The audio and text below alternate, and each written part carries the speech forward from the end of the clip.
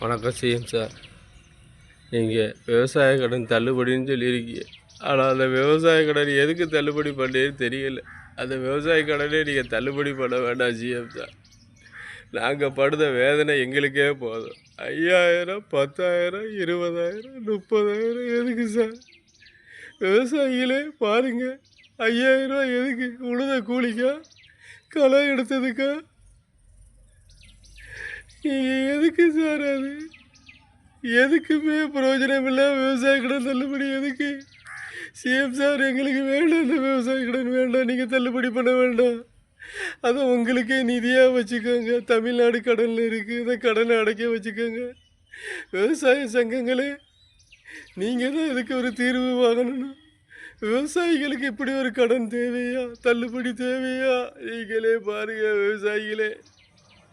மக்களே கொஞ்சம் சிந்திங்க. நம்மளை இப்படி பண்ணிட்டாங்க. விவசாய மக்கள் ஒன்றுமே சாவத்தான் செய்யணும், நம்ம செத்து தான் போகணும். இந்த இதை வச்சு 5,000, 10,000, 20,000, 30,000, 50,000 வச்சு எதை கடன் அடைக்க?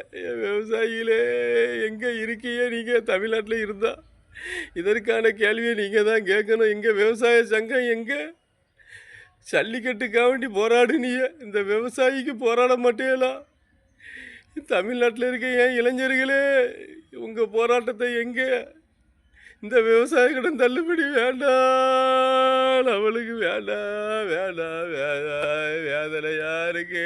வயிற்றுல அடிச்சிட்டேல ஐயா, சிஎம் ஐயா, வயிற்றுல அடிச்சிட்டேல.